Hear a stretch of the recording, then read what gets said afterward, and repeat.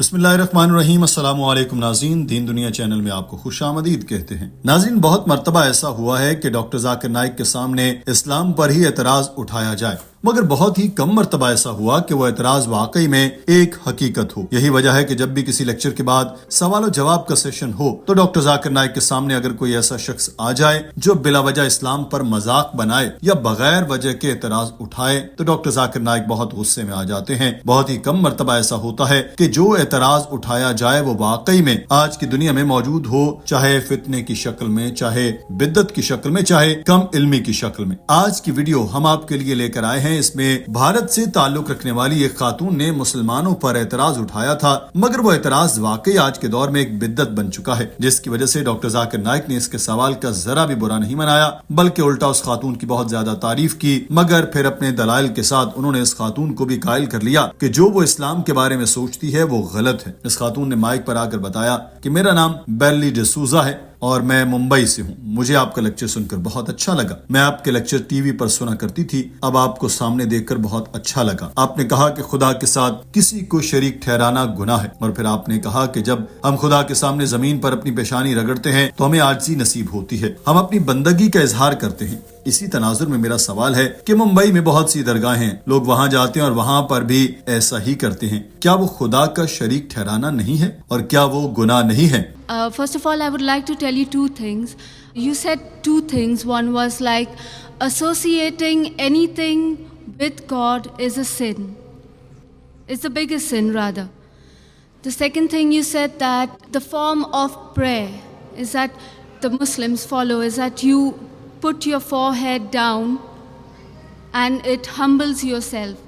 Now, myself being from Bombay, I would, because this is something I've noticed there, I would also like to know clearly what is the concept about the dargahs that people go to and the people follow.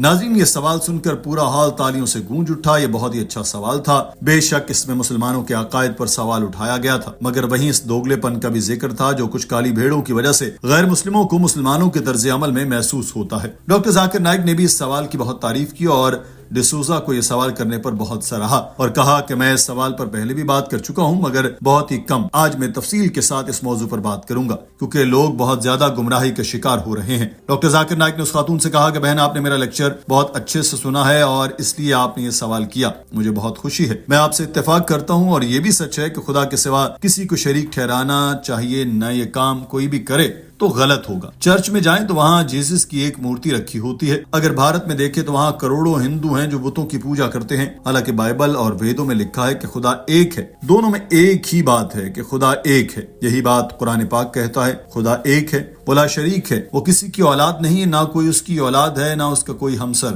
یہی پیغام ہندو صحیفوں میں دیا گیا، مگر اس کے باوجود کروڑوں ہندو اور عیسائی بتوں کی پوجا کرتے ہیں۔ ایسے ہی میں آپ سے متفق ہوں کہ کئی ایسے مسلمان بھی ہیں جو اسلام کی صحیح سے پیروی نہیں کرتے، وہ درگاہوں پر جاتے ہیں اور وہاں سجدہ کرتے ہیں، جو شرک ہے۔ جیسے ہندو اور عیسائی اپنے مذہب کی صحیح سے پیروی نہیں کرتے، ویسے ہی مسلمان بھی اپنے مذہب کی صحیح سے پیروی نہیں کرتے۔ جو مسلمان قرآن پاک کا کوئی حکم یا حضرت محمد صلی اللہ علیہ وسلم کی کوئی بھی ہدایت کو نہ مانے، وہ بعمل مسلمان نہیں ہے۔ You're asking a question regarding the Muslims now. And it's a very intelligent question. She says that in Islam, if associating partners with God is the biggest sin, and the best form of worship is to prostrate, then what happens in dargahs? People go to dargah and they prostrate. So is it right or is it wrong is the basic question. Sister, I do agree with you. You have understood my lecture very clearly and very correctly. That associating partners with God, anyone does, it is wrong. Doctor Zakir Naik نے بتایا کہ میں کہتا ہوں کہ اسلام کو جاننے کے لیے مسلمان کو نہ دیکھو بلکہ قرآن پاک کو دیکھو۔ قرآن پاک میں کہیں نہیں لکھا کہ مزار بناؤ، یہاں تک کہ اللہ تعالیٰ کے آخری پیغمبر حضرت محمد صلی اللہ علیہ وسلم نے کہا کہ کوئی بھی قبر پکی نہیں ہونی چاہیے، اگر کوئی قبر پکی ہے تو اس کو زمین کے ساتھ ہموار کر دینا چاہیے۔ مزار کو پوجنا غلط ہے اور حرام ہے۔ خدا کے ساتھ شریک ٹھہرانے والا چاہے خود کو مسلمان کہے یا غیر مسلم، وہ ایسا کرتا ہے تو گناہ کرتا کرتا ہے، بلکہ صرف گناہ نہیں گناہ عظیم کرتا ہے۔ اس کا نام چاہے عبداللہ، ذاکر، جان یا چاہے کوئی بھی ہو، خدا لا شریک ہے، اور عقیدہ توحید کی نفی انتہائی سنگین گناہ ہے۔ مسلمان ہونے کے ناطے ہم اللہ تعالیٰ کے سوا کسی کے سامنے سجدہ نہیں کرتے، تو جو بھی خدا کے سوا کسی کو سجدہ کرتا ہے وہ شرک کر رہا ہے۔ کوئی مسلمان کسی قبر پر جائے اور وہاں جا کر سجدہ کرے تو وہ سب سے بڑا گناہ اور شرک کر رہا ہے۔ Whether he calls himself John, Abdullah, Zakir, Muhammad, anyone who associates partners with God, he is doing the biggest sin. And we can prostrate to no one but to Almighty God.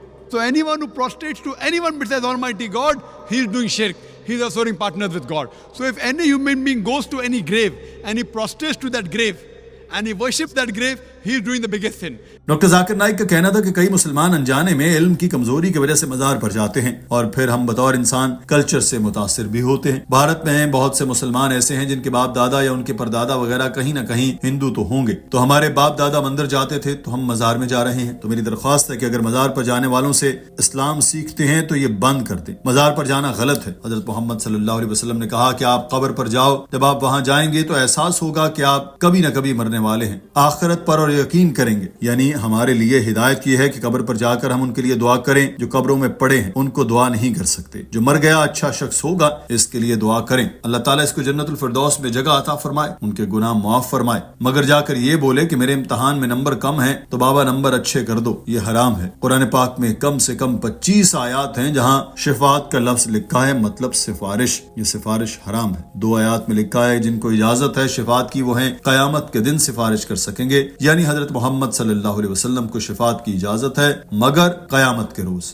آج کی تاریخ میں ہم حضرت محمد صلی اللہ علیہ وسلم سے بھی نہیں مانگ سکتے، ہم مرنے والوں سے محبت کر سکتے ہیں، ان کا احترام کر سکتے ہیں، مگر عبادت صرف اور صرف اللہ تعالیٰ کی ہی کرنی۔ ناظرین، آج کی ویڈیو کے بارے میں آپ کی رائے کیا ہے؟ کامنٹ سیکشن میں ضرور آگاہ کیجیے۔ اگر آپ نے ہمارا چینل سبسکرائب نہیں کیا تو ابھی دین دنیا کو سبسکرائب کر لیجیے اور بیل آئیکن کو پریس کر لیجیے تاکہ ہر نئی آنے والی ویڈیو آپ تک بر وقت پہنچتی رہے۔ اپنا خیال رکھیے، اللہ حافظ۔